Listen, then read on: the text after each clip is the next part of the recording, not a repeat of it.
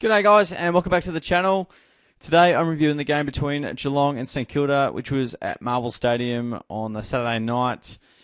And it was the Saints getting the job done by 18 points in the end. So yeah, a pretty disappointing result for Cats, but it's not all lost, which I think is the overarching, emotion around this game. Had a bit of danger game, banana peel game written all over it. Notwithstanding that the Saints have won the last couple of games against us at Marvel. And even the game in 2021, Max King kicked 6 points and the Saints kicked inaccurately while we kicked accurately. So you could almost mount a case for 3 wins on the trot there at Marvel. As the Saints add to their account for season 2024, who were far too strong, especially in that second half. But yeah, it's a funny old game. It's not an amusing result, that's for sure, because it was very, very disappointing the way it finished in the second half.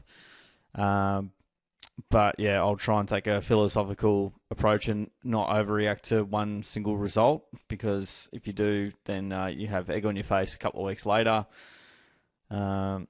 And the Saints have been in solid touch in recent times. They've had some good form, and also teams that have nothing to play for play with the most freedom as well. They've got the least amount of pressure on them. No one expecting them to win. So, yeah, except for me, which I tipped the Saints this week. But, look, yeah, there's concerns in there for sure. I think I'll talk about the game and, I'm sure I'll add some philosophical sauce to it as well. Throughout, but look, it was a great start to the game. Our pressure was really up. We were doing that very well, closing in on the Saints constantly. Didn't give them much time or space. They were fumbly. They were, being pressured massively. We were capitalising pretty well from clearance. That was where we sort of got that scoreboard and ascendancy and some momentum from the stoppages, especially that centre clearance. We were able to get some pretty good looks up forward, won some key contests, and got to a pretty good space at half-time. Saints obviously missed a couple of shots. Maybe 33 points wasn't the most appropriate reading. But we did take our chances, kicking 9-3 to sort of, start the game off. Transition was really positive. Moving from the back half was, we're freewheeling there. We're really hungry, and it was great. It was looking pretty solid at half-time, full well knowing we still had another half to go. And unfortunately, it ended up the exact same way as it did in 2022, where the Saints go crazy at stoppage for 20, 40 minutes, and all of a sudden the game's well in their favour and, leading at three-quarter time. So they had their best quarter for the year in the third term, so that's definitely an outlier. It's an anomaly. Not something you would expect from a Saints fan, and nor would you expect it from the Cats, considering how well they did in that first half to keep the Saints to just 3 goals. Missed a few chances, that goes without saying. But, yeah, it was everything that could have gone wrong did go wrong in that third term, and the Saints, kick a goal in 30 seconds, so it's just like you just can't give that look that early in the piece, and all of a sudden about 4 or 5 minutes to kick 4 goals, and I'm just sitting there on the couch just going, how have we taken a whole half to get 33 points up, and the Saints within a matter of 5-6 minutes have eaten up most of our lead? So that stuff just it just kills you, and it's happened many times this year, and it's why we're sitting at 14-8 and possibly not a little bit higher than maybe we could be. I think of the Gold Coast game where they just moved it from one end to the other way too easily from stoppage. Backline looked hapless in that second half. What else? I'm thinking the Port Adelaide game, the start the Port Adelaide had at our home deck where they kicked 8 goals in the first term, just dynamic out of stoppage and just maximum damage. When teams are like, I thought we were well on top in that first quarter and dominant in that first term, and to be up by 17 points I don't think was a great reflection of our dominance. I felt like we should have been 5-6 goals up, and it wasn't quite that way. And we know the Saints are very dour, they're defensive, and look what happens when they open up the floodgates a bit and play with a bit more pizzazz and a little bit more speed on the game and more pressure. So they definitely lifted in that second half. It was like, they completely swapped jumpers at half time. All of a sudden, the Saints out of stoppage were looking great, and then they just won every contest. Like it was like we weren't there. They were loose players out everywhere. They outran us. They outworked us. They just did everything. Everything was perfect for them in the second half. It just could not have gone better for them, and it could not have gone any worse for us, unfortunately, with how the game panned out.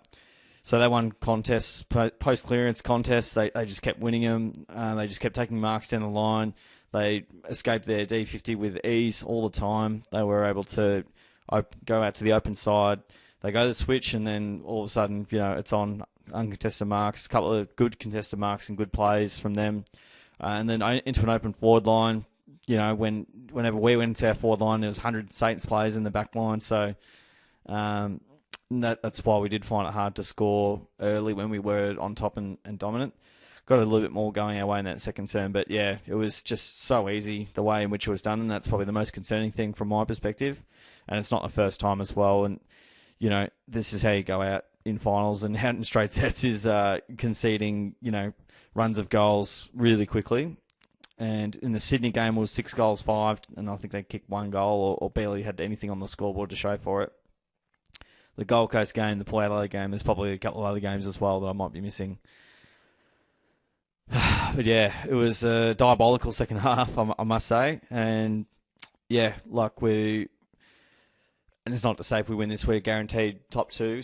Still got to beat West Coast to guarantee top 4 spot. But you give yourself a much better chance if you bank this one in. And then obviously see what the Giants and Port Adelaide do over the next little while, next week or so. But if they were to both lose and we win and win really, really well against the Eagles, we still got to beat the Eagles. That's no guarantee. We saw North were up by 35, and then the Eagles, they find a second gear to go into, and they were able to lift, and North weren't able to curtail the momentum that the Eagles came back with. So pretty disappointing. It was frustrating watching, just going, on paper we're a better, more accomplished side than the Saints, but it wasn't about the names. It was about the system and the way that the Saints were playing. And they were, it doesn't take talent to work really hard or outrun your opponent. Like, that's just in between the ears. So the Saints, wanted it more than we did, and that showed on the ground, and we weren't able to. Probably the most disappointing thing is we weren't able to stop it, and we didn't have an answer for Wilkie down back for them. I don't know why Henry was playing on him. He kept getting outmarked him. I don't know why we kept kicking it to Wilkie and going through Henry when Wilkie was absolutely dominant. It's like when Nat Fife at his absolute best. You just don't kick it anywhere near him because he's going to take an overhead grab, contest a mark, and he's going to send it straight back. So, to not have an answer to that in-game was, pretty disappointing. But I digress. Over to the disposals, Saints plus 54. They had plenty more of the ball than we did. More supply than what we had, 54 to 48. Disposal efficiency, they were slightly better than us. They were very efficient inside 50, and we looked pretty lame down back at times. Susceptible is probably better than lame. Free kick count, relatively even there. Hit out, some surprise we won the hit out count, but we got the chocolates there. Surprisingly, we won clearance. It must have been off that first half, but I would have thought in the second half, Saints would have evened that up with all the goals that they kicked. From the centre, we were good, but then, the Saints definitely hit back, and then we weren't able to, stop their forward for us, I suspect. Over to contested ball, they were plus 11, much hungrier. Definitely got some ball on the outside, which we've definitely come prone to conceding. More turnovers, so they were really good on that front, forcing us into mistakes as the game wore on, especially in that second half. So they marked the footy a lot. They like to control the ball, the Saints, very much like the Dockers. Just love to possess the ball, much more than we did. Marks inside 50 was off the off the scales, off the charts, 20 to 13 inside 50 marks. They had plenty of uncontested marks, so plenty of free players up forward. So the zone defense works really well when you're got enough pressure on and you've got everyone defending the right parts of the ground. But when opposition move the ball so quickly that we literally can't pressure or can't intercept or whatever that may be, we look very, very ordinary down back, and it looks like they've got 5 more players on the field. Saw that multiple times throughout that second half. Contested marks, Saints got the chocolates there. Goals, behinds. Saints obviously had 27 scoring shots to 19. Time in front, usually a good stat. It wasn't a good stat this week because, the Saints, they played we played a good half of 42, but we obviously set ourselves up in a really good position, and the Saints were, up for about a quarter, and we're up for 3 quarters, but the Saints were up at the momentum at the right time of the game. Saints out-tackled us as well, so when you win contested ball, when you win disposals, when you win tackles, that is a rock-solid effort, and when we just weren't up for it. Some tackle efforts that were really poor from the Cats. Good pressure early. Would love to see how many tackles inside 50 in that second half. Probably not many.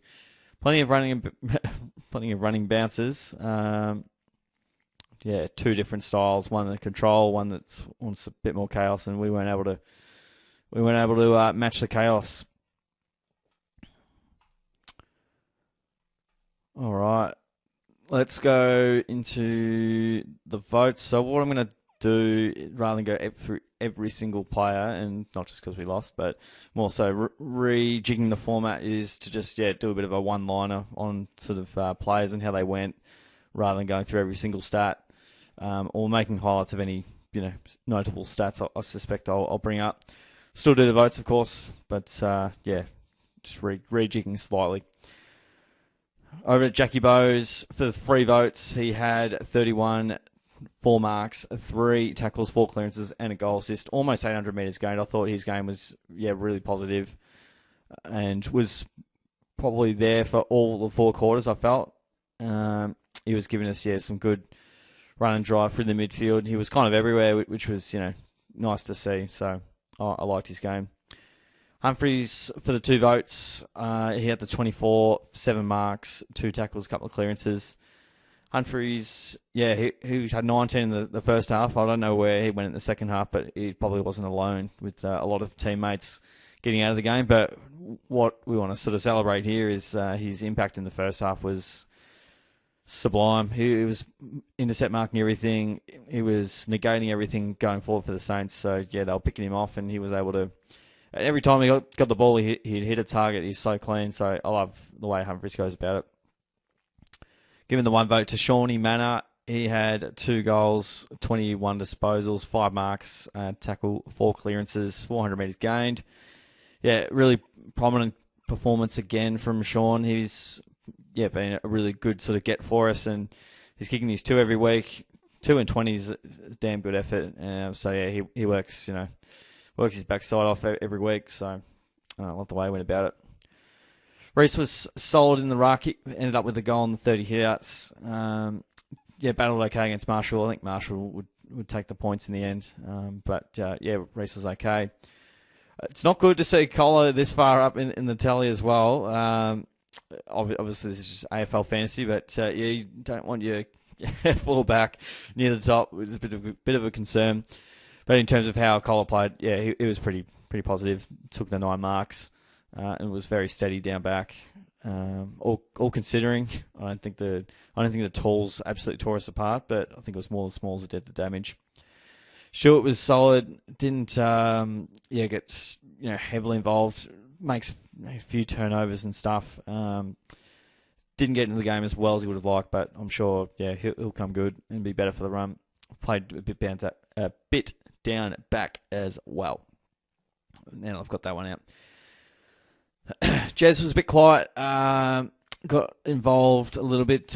Got some marks under his belt. Wasn't able to get as much influence up forward as he would have perhaps liked. He ended up with the 2 very late after the Saints had put the game to bed. But yeah, three from your key forwards, solo effort. Unfortunately, I wasn't able to, kick the snags, when it was really damaging through that sort of third and final term, but still end up with three, not a bad effort all considering the supply that came in. Danger was okay at the 20, kicked a goal, 7 clearances. So, again, he tried his heart out, but, he needed more mates around him to lift, set up a goal as well. So, and 600 metres gained. So, not a bad game for Paddy, just wasn't able to, like a lot of these players I'll read out, their second half was just, not to be seen. So, a lot of these numbers are probably looking good based on first half, but, it'd be great to see a breakdown of possessions per quarter and stats per quarter. Anyway, that's another topic for another day, another existential thing. Grime was okay at the 14, 6 tackles, relatively quiet, but some of his pressure acts were incredible, especially in that first half. So, he had like 3 efforts in one go and 3-on-1, did the job. So, that was a good highlight.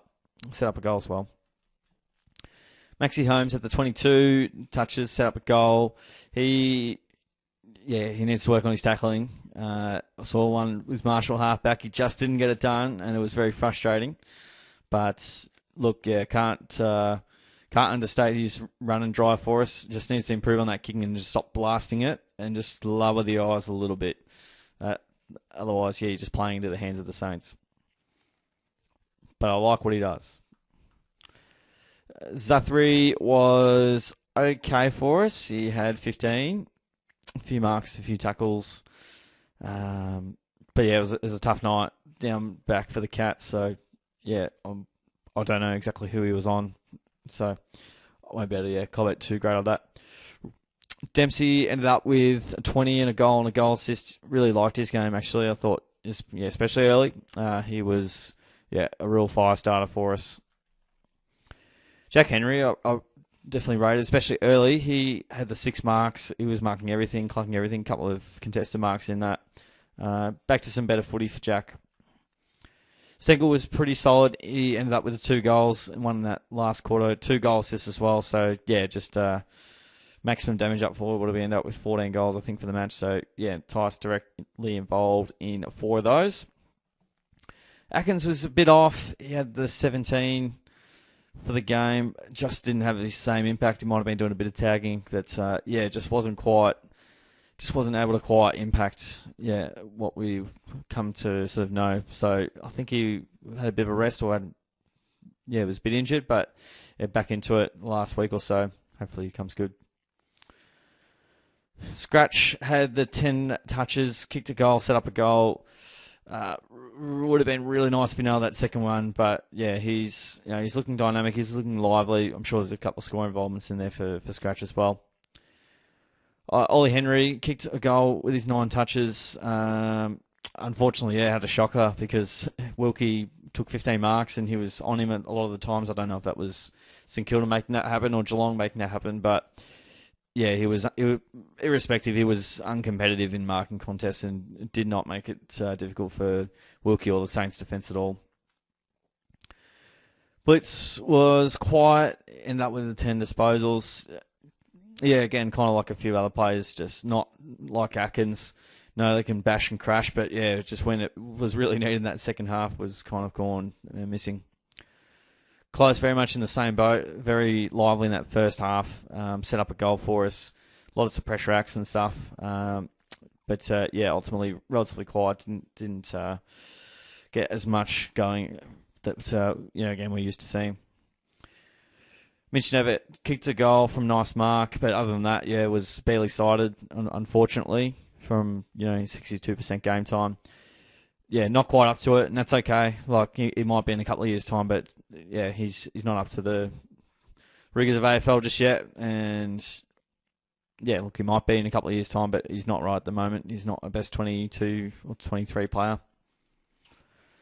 Mullen's kind of in the same boat too. I mean, had a really good run and dash early when everything was going great, but again, didn't really see him, and he was on the ground for most of it.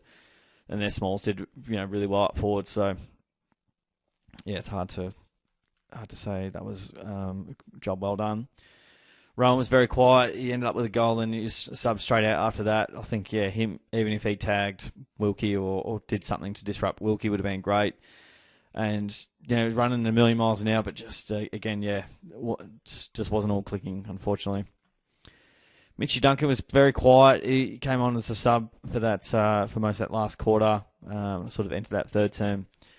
And, yeah, just not really finding the ball as much as you'd like. So we'll see, yeah, watch this space. It was a weird sub option. Maybe they were managing him. Who knows? I'm not the coaching staff. I can only just call what I see and question what sort of goes on.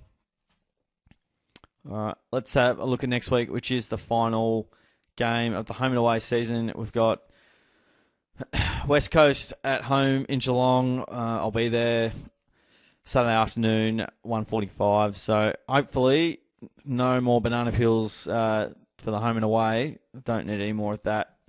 If it's a disaster, that's what it'll be. But I think we should win and should win well. To see how the Eagles go today. If they beat Carlton by like 80 or 90 points, then I'll be like, all right, cool. We're going to be in for a tooth and nail scrap and fight against the Eagles. But I would think, yeah, somewhere north of 6 goals would be what I would expect. But yeah, hopefully we can get the 4 points and even boost that percentage up. See what happens. All right, let's go back to the Cats and the Saints. So, yeah, the Saints have got our measure, and North, unfortunately, getting a little bit of a hiding there by the Bulldogs, who love big wins over those guys. It was the Saints in the end by 18 points. Yeah, big opportunity going, begging there, but yeah, looking at more philosophically, you know, beating Fremantle over there, you kind of the footy guys are like, you can have 1 out of 2, pick which one. We got the Dockers. It was a great win, one of the best wins of the year for us. But yeah, we weren't able to back it up. Whether we're really tired, I don't know. Only the coaches and the players know why they fell apart in the second half. Ross clearly, you know, is a great coach and finds a way to, yeah, make it really difficult for the opposition. They're two great coaches going at it, and unfortunately, yeah, from our perspective, we had a pretty, not a great night in the coaching box, especially in that, more so in the second half. I mean, we celebrate what we did in the first half, but it was about a game of 2 halves, and the Saints had, a 10-goal turnaround effectively. When they got out to a 30-point lead, we kicked a couple late to make it look a bit more respectable. But, yeah, it was a pantsing in the second half, not only to take the lead away from us and from 33 points down, but they were 30 points up. So, like, that's just a massive, massive shift from a side that's nowhere near the top 8, such as the way the season's going. So, if it gives any reprieve, it means, you know, it's a very even comp. It's very tough to be playing at your best for 4 quarters every week. Even in game, you know, it changes so quickly. So, like we've never seen before. But yeah, look, I won't lose too much sleep over it. We just got to get the job done against the Eagles next week, and yeah, hope a few other results go our way, and we might sneak into second. I suspect it will be sitting 4th at the end of the home and away. If you told me that before the start of the year, it's a pretty decent effort, considering I would have suspected would be between that 7th and 10th spot, to be completely frank. So they're above expectation, effectively. And I had the Cats pipped for 14 wins this year, as per my later prediction very early in the season. Hopefully we can notch up 15 and go from there. But yeah, scintillating first half from us. Extraordinarily disappointing in the second half, and that's unfortunately how it panned out. But we'll lick our wounds and get back into it next week, and yeah, just keep the list healthy and striving to play our best footy, pretty soon. So that's all from me, folks. I hope you enjoyed the review. Don't forget to give the video a like, subscribe away, all that good stuff. Appreciate you tuning in. I'll catch you guys later on. Thanks again, and I'll see you in the next video.